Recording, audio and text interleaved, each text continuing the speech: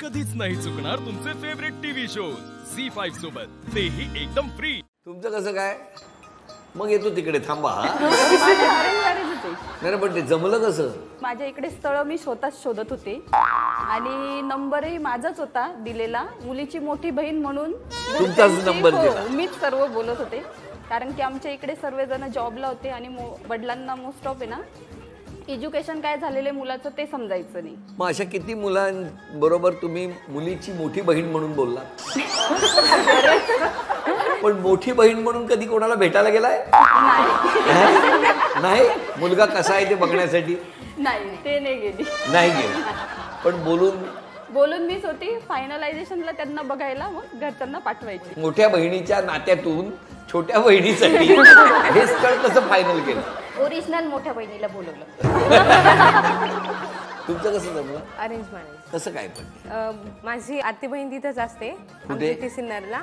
हां. तर आमचे हे तिने भाऊ करून मानलेले होते। अच्छा। हां, आणि मग त्यानंतर बघण्याचा कार्यक्रम झाला, आमच्या घरी आले आणि फक्त तिने विचारले का रे मुलगी कशी वाटते तुला? म्हणे मला पसंत आहे, येताच नाशिक पण सोडलेलं नव्हतं लगेच। हो। तुमचं? माझं बघाय ते ते जे लग्न- हो हां. ते आवडलंच होतं, पण नंतर मग कोणाला आवडलं होतं? दोघांना त्यांचे डोळे खूप आवडले होते मला। त्यांचे डोळे इतके छान आहेत ना की ते हिरवे असे कायम बघत राहावेसे वाटतात, इतके छान। मग तुम्ही ते डोळेच बघत असता? हो, डोळे। किती वर्ष झाली लग्नाला? 20 वर्ष झाली। 20 वर्ष डोळेच बघताय? किती मस्त। पण कसा आहे स्वभाव, कसा आहे? खूप छान आहे सर, खूप सपोर्टिव्ह आहेत ते। आणि त्यांचा स्वभाव म्हणजे घरचे जरी सगळेजण जुन्या रूढींचे असले तरी ते स्वतः तसे नाही आहेत।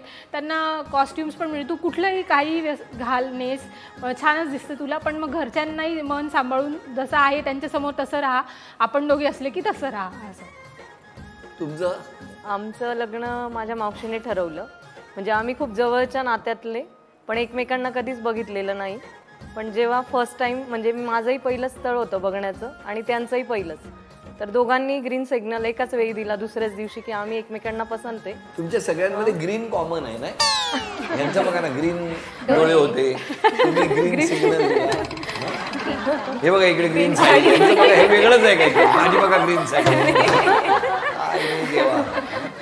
पण मग लगेच झालं का दोघांनी? नाही, मग नंतर 5 महिन्यानंतर आमचं लग्न झालं, पण त्या वेळात आम्ही भरपूर गोष्टी शेअर केल्या, म्हणजे दोघांचं एज्युकेशन जवळपास सारखं, पण लग्नापर्यंत माझी डिग्रीज कंप्लीट होती। त्यानंतर मात्र मी आता PhD पर्यंत शिक्षण घेतलंय, त्याला सपोर्ट फक्त PhD कंप्लीट झाली? डॉक्टर नमस्कार। कुठल्या विषयात केली? माझं फार्मास्युटिकल सायन्सेसमध्ये, फार्माकोग्नसीमध्ये सब्जेक्ट कोग्नसी आहे आणि फॅकल्टी फार्मास्युटिकल सायन्सेस, आणि त्या रिसर्चमध्ये मला पेटंट पण मिळालं। किती इंडियन गव्हर्नमेंटने ग्रँट पण केलंय आणि ते आता लवकरच आम्ही कमर्शियलमध्ये नेण्याचा प्रयत्न करणार आहे, मी आणि माझे मिस्टर। म्हणजे खूपच जास्त सपोर्ट त्यांचा मिळाला म्हणून मी पुढे गेली, नाहीतर अशक्य होतं। झी5 ॲप डाउनलोड करा आणि पहा सर्व एपिसोड्स एकदम फ्री।